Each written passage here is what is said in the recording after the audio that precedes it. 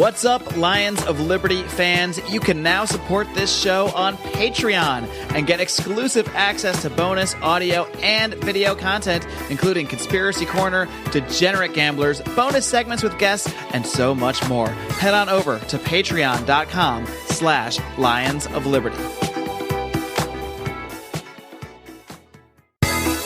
Welcome to Electric Libertyland, here on the Lions of Liberty podcast, your weekly shot of culture, comedy, and liberty with your host, Brian McWilliams.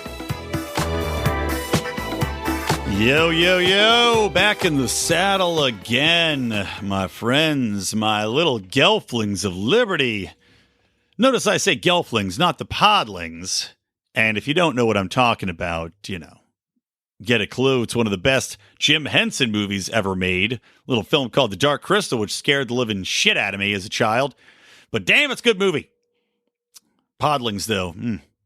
Podlings to me, they're like these creatures that exist to fulfill the whims of their crony masters. And I say crony especially poignant because they are, in fact, crones. They're like these skeletal creatures of stupidity, yet that wield an unbelievable amount of power, these hunched over, awful, idiotic things that command these little sheep-like creatures that are called the podlings.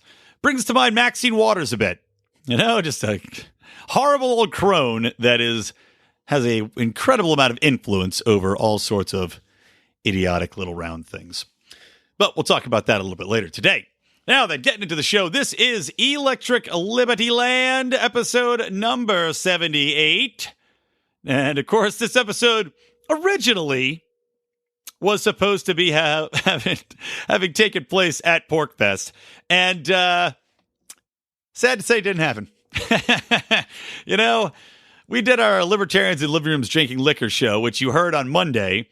And if you're wondering who won, as far as just drinking the most whiskey, the most handle of whiskey, I won. I think that was pretty clear from listening to the recording, wherein I became insanely drunk, just magnificently drunk. And I do want to clarify that although you hear me yelling at people, the crowd's laughing. And if you're there, we're putting the video out for our Pride, which also gets to see the unedited version of that, which there's a lot more stuff on there. But anyway, trust me, a lot of the yelling, it's for a comedic effect, although some of it was not. Like when I was getting very frustrated with people not letting me finish my goddamn thought. Anyway, got crazy drunk. Drank just full glasses of whiskey with basically a dash of ginger ale and a bit of ice, full solo cups full. And like I said, I think I won as far as the most whiskey drank during the podcast, because I was really trying to stick to the spirit of the thing, which was to drink as much of that damn handle in front of the crowd as possible. But unfortunately, there is in fact a downside to that, because when you drink that much whiskey that fast, you tend to get a little fucked up. And I got incredibly fucked up. I won't give you all the details, but because we're going to talk about that for our Pride on our Degenerate Gamblers show this week, a little recap show. But suffice to say, I did not make my scheduled appearance to record Electric Libertyland the next morning. And this was a tactical decision, both tactical in the way that I thought I would probably throw up on the way there and during the show, but also because it was bombing rain. And I just knew, I was like, ain't nobody going to be there, man. Ain't nobody going to be there. You're going to go there. It's just going to be you throwing up on a microphone by yourself. However, my boy Tyler, good Pride member, he was there with his buddies. So there would have been two people. So I'm sorry to let you down, Tyler. But yeah, you got to hang out with us the whole weekend. So it is, my bro. Anywho, let's get into the show. So first things first, I want to go back a little bit since there's some time here and a lot of news came out. Talk about the association healthcare plans that came out there, of course, really pushed by Rand Paul and approved by Donald Trump. The Labor Department put them into play last week, or actually, I guess they were rolling into play during the next opening window from September to April, when you could buy into these healthcare programs, because we're still under the auspices of Obamacare, even though we've gotten rid of the tax now. Well, I say we. The government has gotten rid of the tax, the same government that put the shit in the place in the first place. But the government's gotten rid of the tax enforcement on that, which is fantastic. But these association healthcare plans are a huge step forward because what you had was all sorts of small businesses just getting completely screwed because the coverages were going up, the premiums are going up. And same thing if you're an individual buyer. You know, I mean, I know mine went up. I know, my company had to pay something more like $150 a month for healthcare. Outrageous. I know Mark's went up. And, or at least when he was a independent contractor. I think now he's maybe has a different scenario. But point being, you've got all these companies that are now facing massive increases in the cost of providing healthcare. And what's going to happen? Well, they're going to cut their people loose. They're going to say, look, I got to cut your hours because under Obamacare, it's mandated that if you're at 40 hours or much, I have to provide you healthcare. And that just doesn't work as far as the compensation you're receiving and the amount of work in return and my overheads. And these association healthcare plans harken back to a time in the past, in truth, where a lot of associations actually collectively bargained together as groups. You had fraternal orders which did the same kind of concept and got fantastic medical care for very cheap cost. It also gets rid of a lot of the bullshit that was put in there, like these mandates to cover, making sure that everyone gets maternity care, prescription drugs coverage, mental health services, other essential health benefits. All these things which you say, okay, well, yeah, I would want them. Great. I'm glad you'd want them. We all would want them. But you know what? That's up to you and your healthcare provider or you and your employer to discuss during the terms of your negotiating employment. And if they do not have a healthcare program which you can subscribe to and which you believe is fair, walk away and find another job.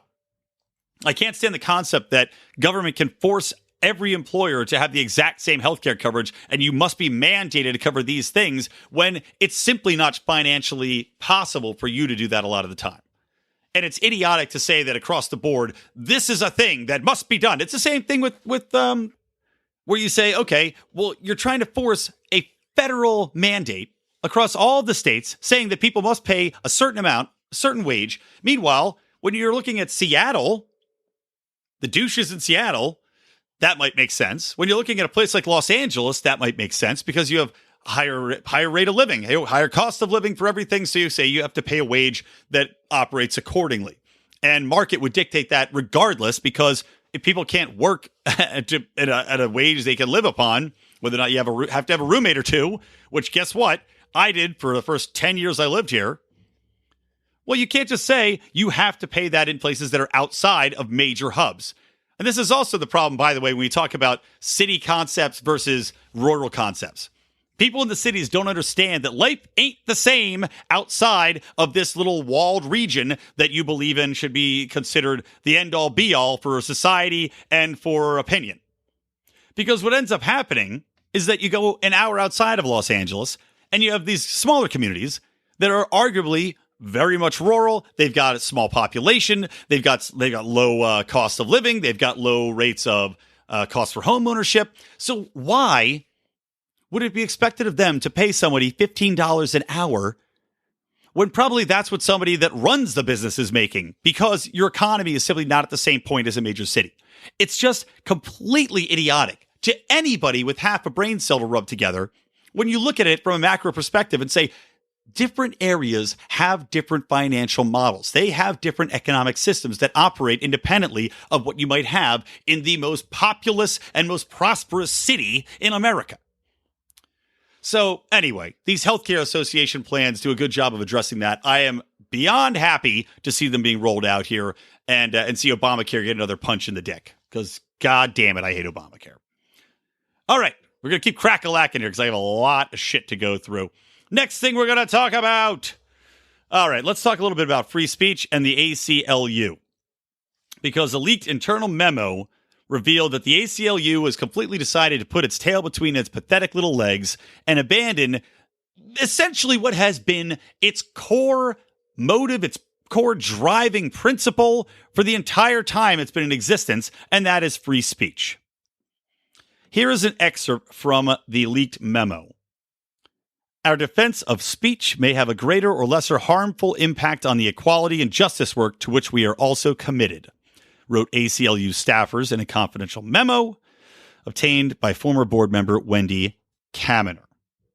The memo continues, factors such as the present and historical context of the proposed speech, the potential effect on marginalized communities, the extent to which the speech may assist in advancing the goals of white supremacists or others whose views are contrary to our values, and the structural and power inequalities in the community in which the speech will occur.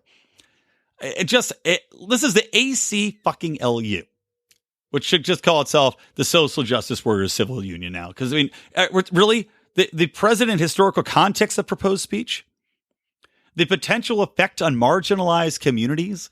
So if you have a speech calling to end the welfare state, that is now going to be considered something the ACLU cannot support because it might have a potential effect on marginalized communities. The extent of the speech which may assist in advancing the goals of white supremacists. Again, that is a term which is incredibly subjective. Or others whose views are contrary to our values. Well, isn't your fucking main value free speech? So let me just wrap my head around this. The ACLU, the staffers at the ACLU were saying that they can't support the goals of those who are contrary to our values. They can't support people speaking their minds. The concept that defines free speech, being able to freely speak one's mind, because it goes against their core values, which again are supposed to be protecting that free speech. I mean, it's like they were just passing the crack pipe around the ACLU office and then decided it's like drunk texting. Is this a drunk text? Is that what I'm reading here?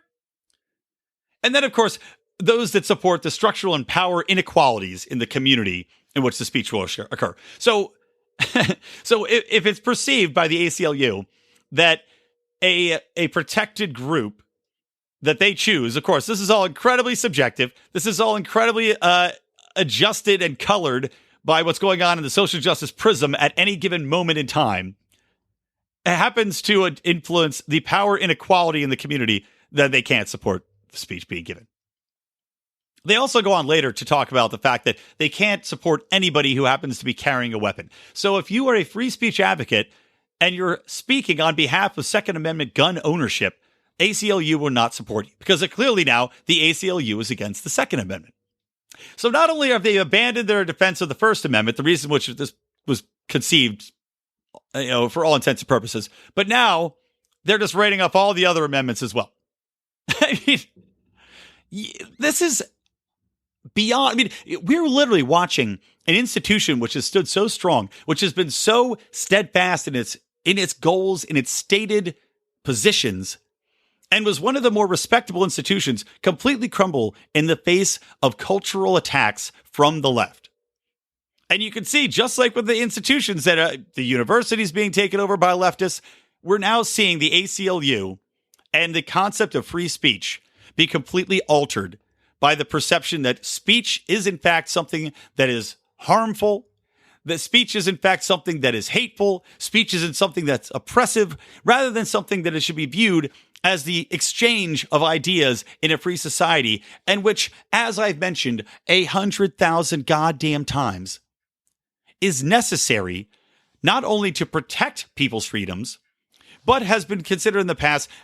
When we look at what was taboo in times past, which would have been viewed by, if the ACLU had this position in the years past, wherein they say, well, we have to protect these certain communities, and we can't support people who had guns, you would have almost none of the freedoms that we have today. And yet they're completely blind to this fact. It just is obscene and sad and purely disgusting. And I recommend that every single person out there, if you give money to the ACLU, write them a very strongly worded letter saying that you will be pulling any and all support from the organization immediately if they do not reverse course, and see a public statement issued to everybody. I want to see it in the Associated Press saying that they steadfastly support First Amendment rights, regardless of who, in fact, is giving a speech at a given time, that they support people's rights to the Second Amendment as stated in the Constitution, and that they understand that free speech is not something that changes according to the ways the political winds are blowing at a given moment in history. I additionally would recommend that the leadership and staff at the ACLU be switched out as soon as humanly possible. I mean, look, just like any other company, the ACLU, while being a nonprofit, is still a company, and they operate as such. And the best way you can impact them is by making your voice heard ironically, to the ACLU. Free speech is what's going to bring them down and make them change, and by pulling your financial dollars. All right. While we're on the concept of free speech, why don't we do a little bit of talk about Maxine Waters, the crone I mentioned earlier, who has been using her right to free speech to issue statements to large groups of people, which of course are then magnified and echoed throughout social media, throughout mainstream media, throughout every possible portal as far as SJWs and hashtag anti-Trumpers and hashtag resistors are concerned, calling for the outright harassment and possibly, she didn't say this, but we know what happens when people get together in crowds and start to scream at people in public forums, as we saw with Antifa and numerous other people throughout this whole Trump saga, wherein violent protests and attacks have taken place on people in support of Trump.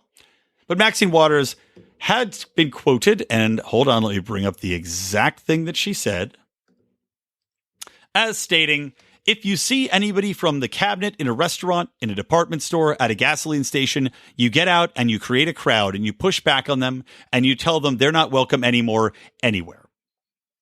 She later told MSNBC that protesters are going to absolutely harass them. Now, let's not forget that harassment is actually a crime. So you have a senator, one of the stupidest senators, by the way, and I completely agree with Donald Trump in his assessment that Maxine Waters does have an incredibly low IQ. Maxine Waters is a moron. She happens to be a well-liked moron within the community who keeps getting reelected, much to my chagrin.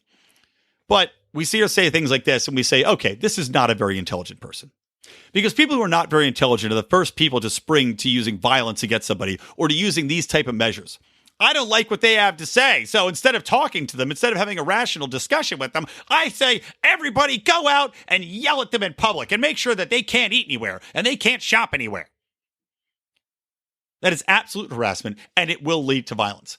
And I've been talking about this for a while anyway. This rhetoric, which had calmed down in recent days or recent months from the start of things, where we had senators being shot on softball fields by crazed lunatics on the left.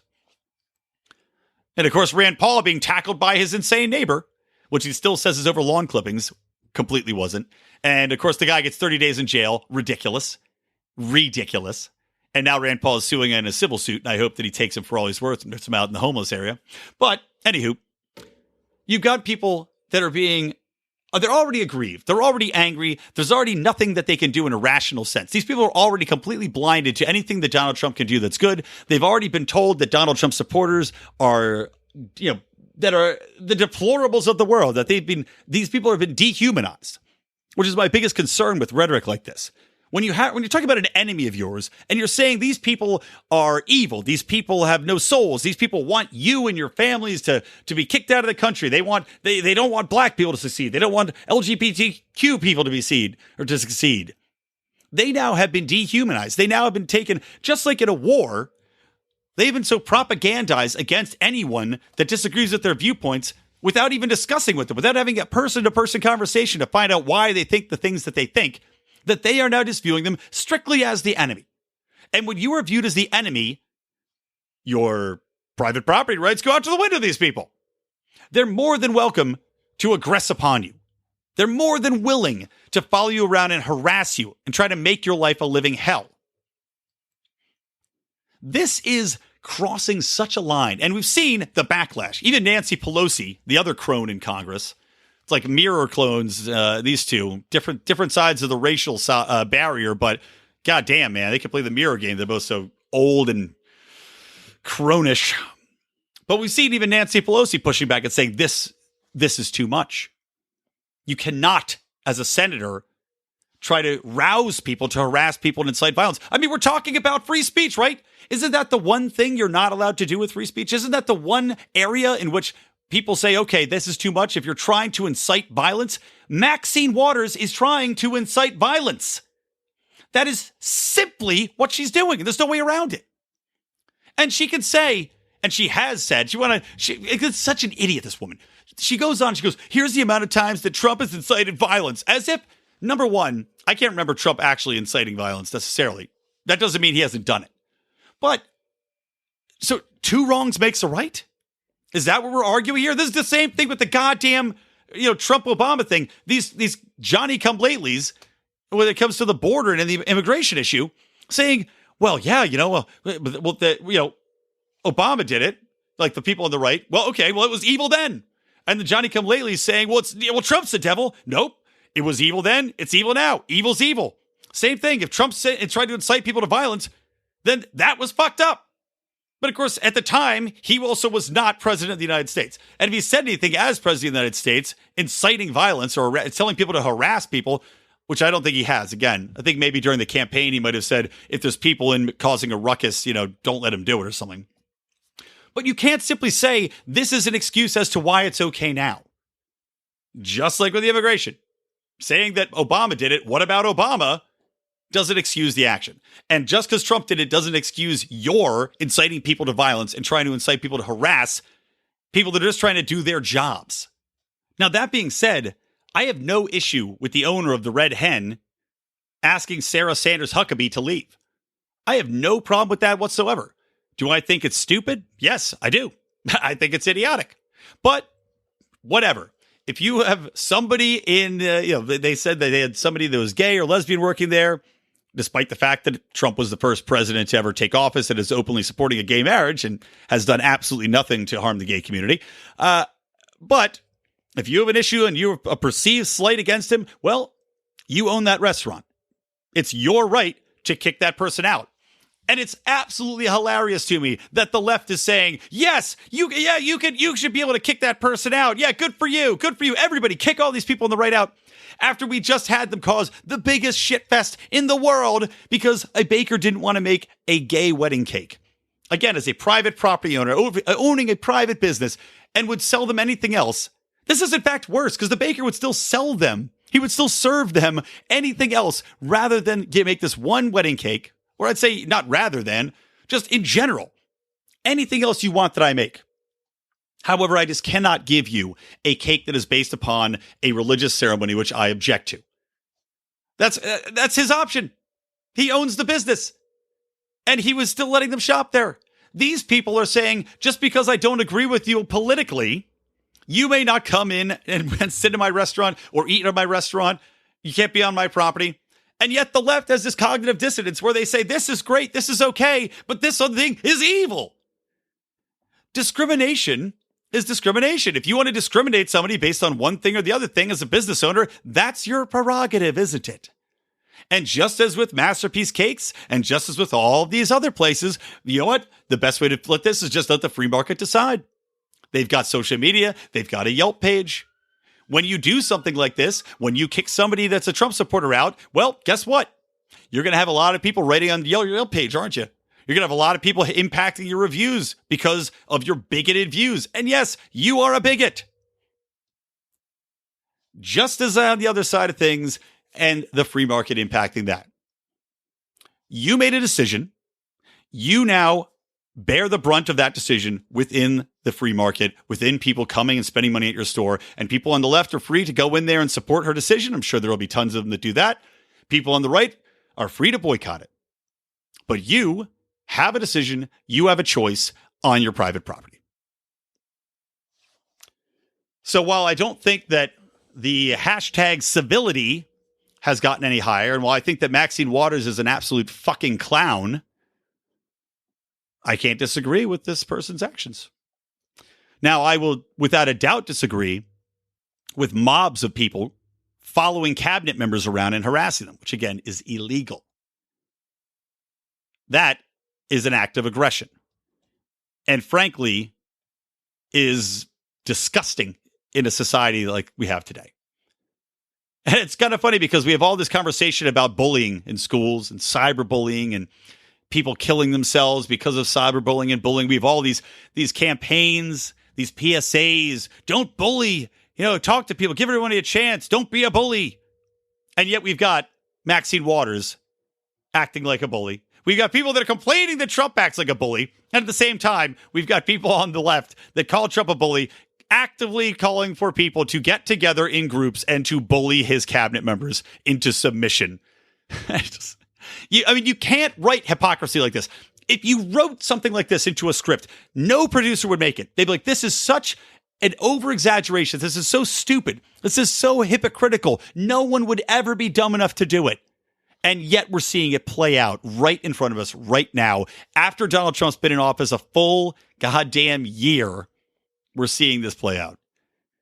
Just wow, man. Just absolutely wow. All right, well, now, speaking of free speech, guys, I would like you to listen to this little commercial here and advocate that you use your free speech to give some talking to Conversation Matt time, get a little bit of education as how you could better use your free speech to get what you want. We don't rise to the level of our expectations, we fall to the level of our training. Those epic words from Archilochus can sum up your ability to succeed or fail in business. I want to recommend Conversation Mat Time to our listeners as a way to hone your one-on-one conversation skills in a role-playing session that can help take you to the next level. During 25-minute sessions, you'll work through the best way to approach that raise, that interview, or that relationship with a practiced professional that will provide the confidence and experience you need to get paid what you're worth or take that interpersonal risk you've never been able to conquer. Just like in jiu-jitsu, the difference between a novice and a black belt is mat time. Train to win. Visit conversationmattime.com and take advantage of a free 15-minute consultation just for listeners of this show. All right, we are back. By the way, I forgot to mention at the top of the show, although people have listened to the show before know this, if you want the show notes, go to lionsofliberty.com/ELL78, and you can find all the links to the stories that I'm talking about in this here program. Okay, let's look abroad for a couple stories to finish up this episode as I slowly get hot again in my studio. But God, I can't wait to move into the new house so I can have a nice, first floor room. It'd be nice and cool in there. All right. So in Turkey, Istanbul, and not Constantinople, Turkish President Erdogan has emerged victorious from the latest election. Not surprising to anybody, dictators, and he is basically a presidential dictator at this point. Dictators tend to get reelected. Just as we see in Venezuela, we're seeing the same thing happen in Turkey, wherein this coup had failed earlier, or coup, not coup. The coup had failed earlier, and, may have even been a false flag, this coup, but he had solidified power. They had an election. It is now over. He won by some 21% of the vote, and now gets to retain his position with an incredibly expanded array of powers, because what he had done previously after the coup had tried to take place was eliminate the office of prime minister, vastly reined in the powers of the local Congress, and also just continues his crackdown on media. So now there's state media outlets in a very China/North Korean style, although even China media is fully state controlled, but he's cracked down on so many of the independent journalists and jailed them that basically you've got a one-way communication arms with the state-run media. You've got Erdogan completely controlling the judicial branch, completely controlling the legislation branch, and now controlling the news branch. And, of course, he's also in charge of the military. He's got their loyalty. So you have a man who has taken over this country, made it into a dictatorship. And let's not forget, this country was very close to the United States for many years. And the reason why is because it was secular. And that is quickly becoming a thing of the past because Erdogan himself is highly religious and Islamic. And basically, he's looking to turn this into more of an Islamic republic. Now, I can't even say republic because he's turning it into an Islamic dictatorship.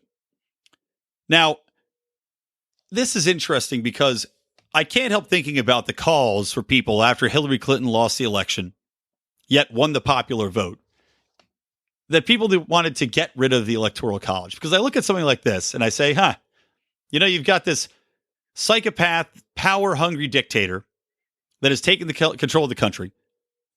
And they just had an election where there was an alternative, somebody that was going to step in, be more secular, try to bring things back the way they were. And the man loses. Now, if you actually had an Electoral College in place, you could have stopped this. Because I doubt that many of the people that were in Congress would have gone along with what's happening here and said, well, yeah, sure, let's let's go ahead and just let this guy continue to make his push to power and turn us into an Islamic state. Let's make sure that we sever ties to the United States, one of our most powerful allies. And the United States, by the way, has already canceled shipments of F-35s to Turkey, which, great, good on that front anyway. But you're seeing a breakdown in relationship because this man is crazy.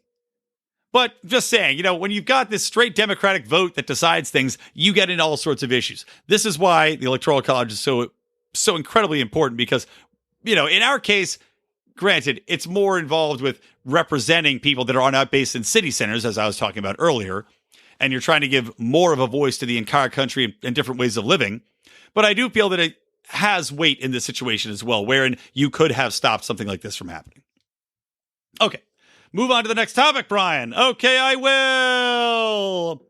I also want to talk about the ruling that came into play just today. So, it's brand new. I read some of the statements from the Supreme Court. They decided on Trump's travel ban and decided that was, in fact, something that could be upheld.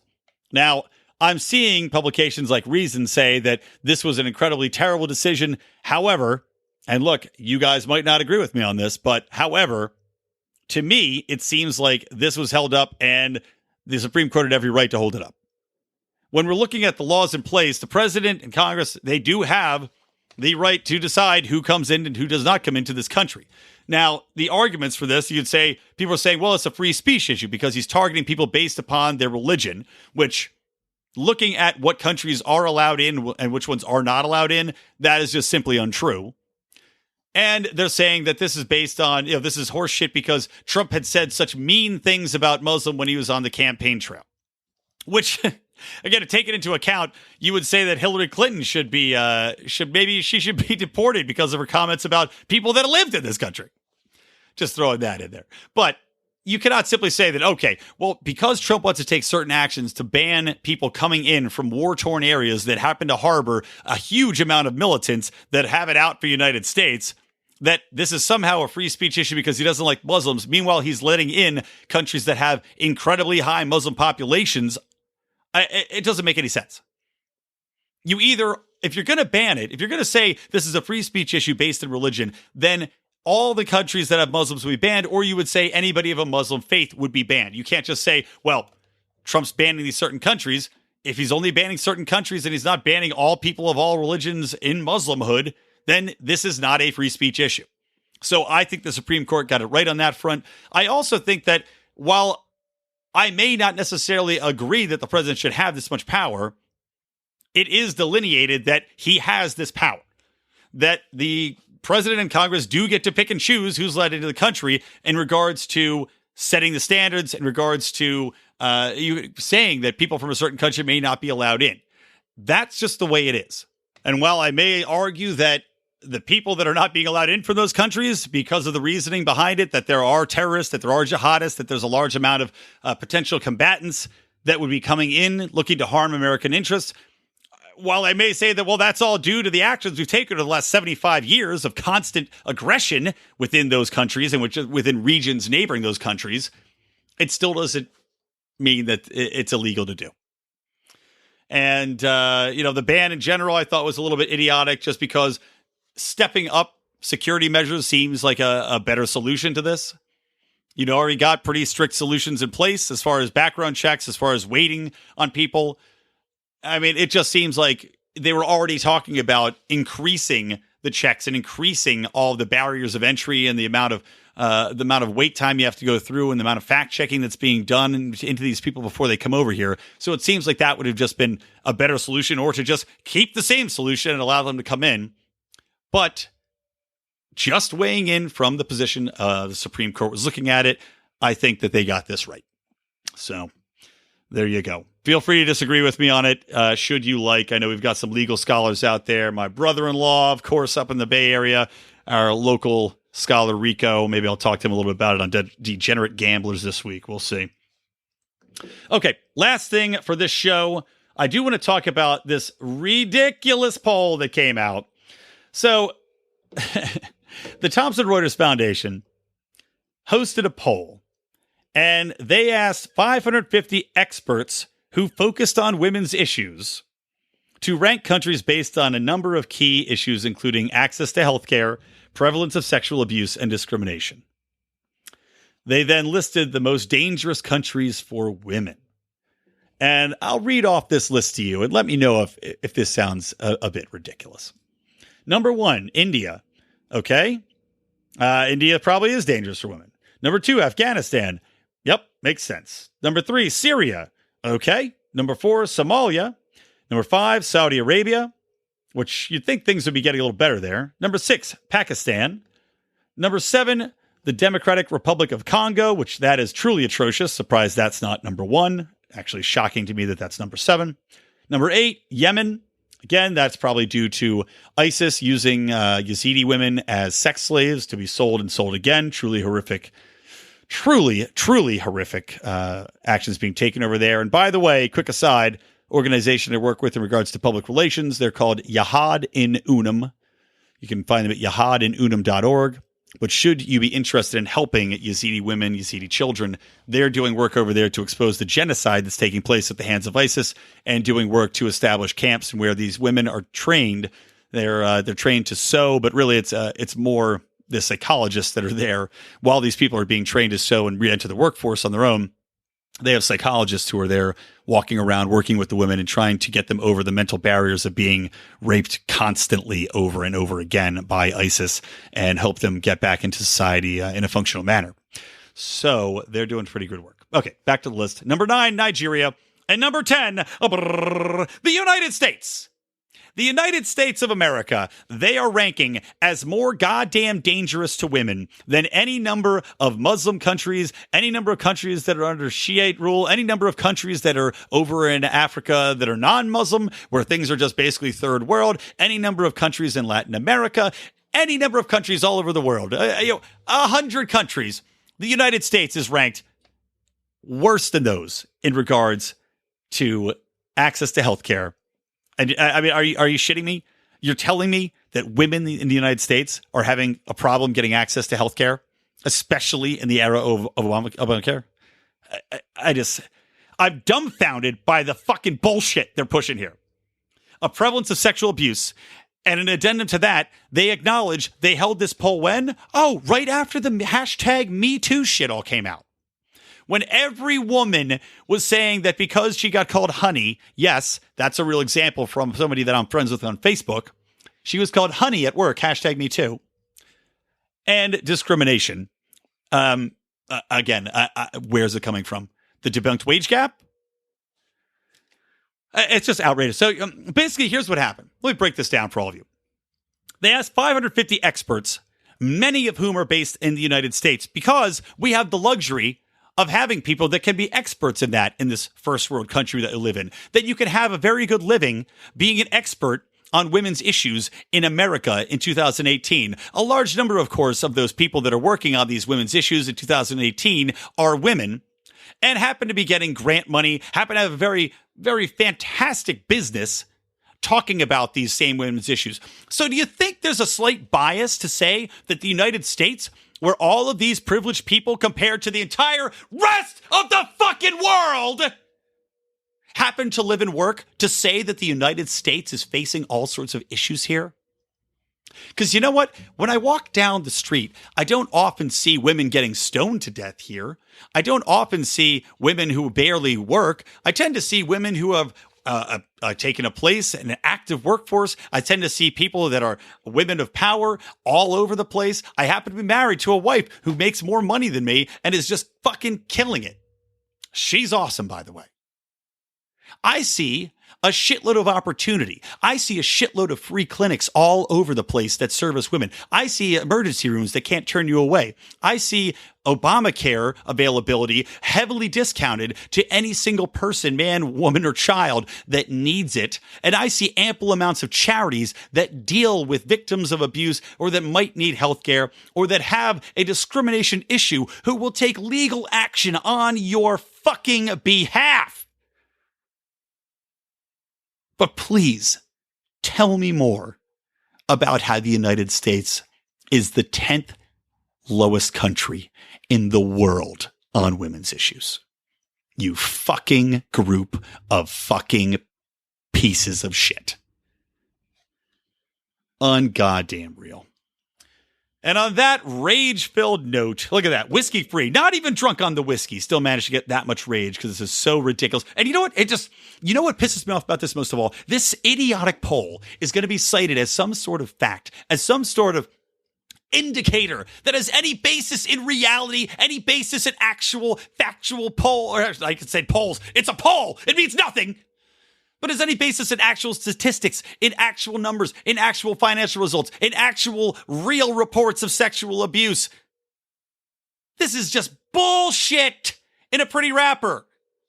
And God damn it, you know that every Democrat's going to cling to this ridiculous poll and say, you know, the 10th most dangerous country in the world for women is the United States, as if it's a fact, as if it had any research put into it at all. And it doesn't. Whew, all right. I'm over it. I've ostracized the Demons Gang. Okay, that's going to do it for this show. I am still a little beat up. Physically and mentally from Porcfest. But while I'm talking about Porcfest, a huge thank you to Roger Paxton for putting us up there, for giving us the VIP. We had an incredible time. Roger, if you're listening, I was in a bathroom. I've been told a mirror broke. I promise you, I did not break the mirror. That much I know, my friend. But thank you so much for having us at Porcfest. It was an incredible time. Amazing meeting Roger, by the way. So much fun to hang out with in person with that guy. Same thing with Johnny Rocket Adams, one of our good friends from the Johnny Rocket Launchpad. Awesome hanging out with him and his girlfriend. Saw our buddy Chris Spangle out there. Had fun hanging out with old Spangly Dangle. And any number of people that we got to meet and hang out with. Eric July being another one. Really, I got to talk to Eric July for just a little bit. Awesome dude. Although our basketball game, tragically, did not take place because I was too hungover. We all were too hungover. But I do want to add this, though. Funny little story. I'll share one story with you guys rather than saving it for our Degenerate Gamblers recap show. And it's this. So I had newer basketball shoes out here in LA because I used to play with a big buddy of mine. And I say big buddy as in a good friend, but also he was like 6'7", 6'8". Good buddy of mine named Curtis, who now is a scout for the Minnesota Timberwolves, actually. So Curtis and I would go, play in Venice Beach where where White Man Can't Jump took place. And we'd go ball it up a little bit. And I had my nice shoes, but weirdest thing, they'd make my feet numb. Just bizarre. Both feet after playing for like an hour, numb. So I got to get rid of them. And I still have my basketball shoes from college, which I haven't worn in years because I haven't played since I hurt my back, had to have surgery a couple years ago. So I bring my basketball shoes to Porcfest that are at least, it's like 20 years old, which is probably dumb. But we get there, I wear them the day we're supposed to play, which is Saturday. It was raining, so it's a little bit tough anyway, and I'm hungover. But I'm wearing the basketball shoes. I'm like, you know what? I'm going to wear these shoes. I got to, mind over matter, man. You're playing ball today. You're going to dunk all over Eric July.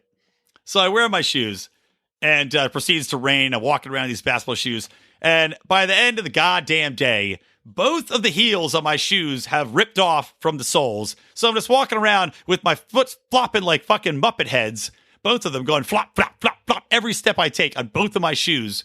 And of course, we walk home that night, and it's raining, and the ground's soaking wet, and I got to walk like 0.4 of a mile while keeping Howie Snowden, who's just blackout drunk, and keeps falling over into the ditch next to the road.